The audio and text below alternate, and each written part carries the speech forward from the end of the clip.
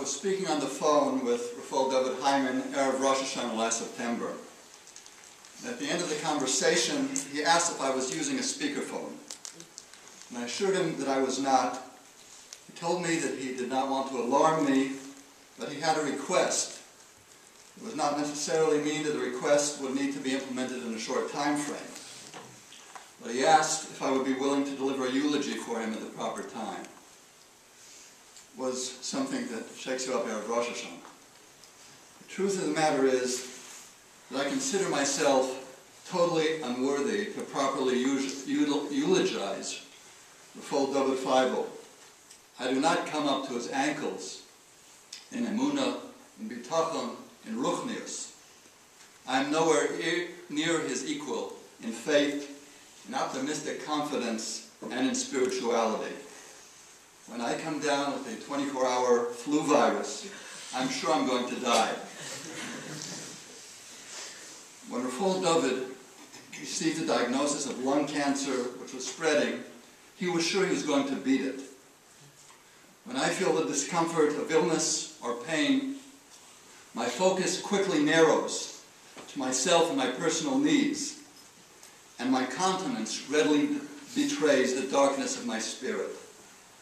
Rafal David has been struggling ups and downs throughout his long illness, but amazingly, he managed to constantly seek out and find a silver lining in those dark clouds, to maintain and even enhance his natural proclivity to demonstrate concern for others and greet them with a smile and kind words. He viewed the experience as a challenge and an opportunity for himself, his family, and his friends to grow spiritually with him. Like everything else in life, he made much of that opportunity. The Gemara in Sanhedrin, Daf Tzadik Tes Amud Aleph, Rabbi Botanik learned it recently after Mincha and Shabbos afternoon, states, Rabbi Bar Abba says in the name of Rabbi Yochanan that the prophecies of the future reward promised by all our prophets are only referring to the reward awaiting those who are Balei Tshuva. However, those who were completely righteous their entire life have a reward awaiting them in the future that Ayin Elokim Lo Ra Zulasecha, that only God alone has seen. Rabbi Abba takes issue with this position that assumes Balei Tshuva have a smaller reward than those who are totally righteous their entire life.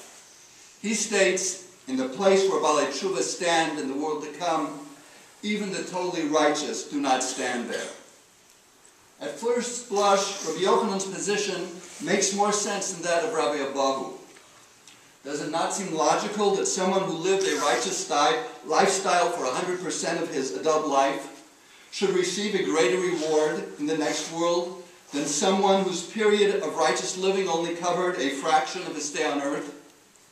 And yet, although we do not typically paskin in such matters of what's going to be the reward of people in the world to come, Rabbi Abahu's statement is widely quoted and widely assumed to be normative Jewish belief. In order to understand the basis of Rabbi Abahu's position, I believe it is necessary to consider another Talmudic passage from Yuma Daf Pei Vav Amud Beis, which states that ha'oset tshuva me'ava zdonos naselo kischuyos.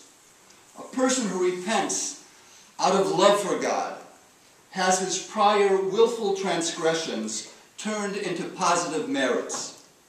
This is an almost mystical idea that one who sincerely changes his lifestyle and decides to cling to the Almighty out of love, after having lived a life, a good portion of life, oblivious to Torah, will now not only not have his previous sins counted against him, they will be considered to his credit.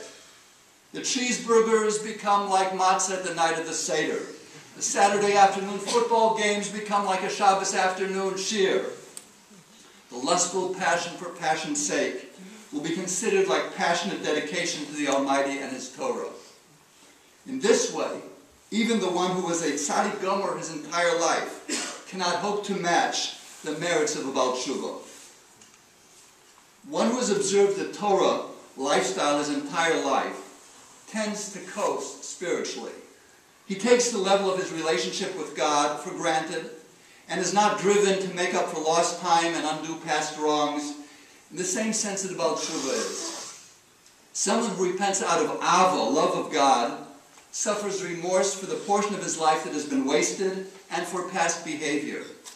This guilt-conscious and sense of revulsion sensed by the Baal Tshuva regarding his earlier lifestyle is an emotion which the Tzaddik Gomer does not possess, and it is an emotion which serves as a powerful motivation to constantly push the Baal Tshuva to ever higher rungs of spirituality.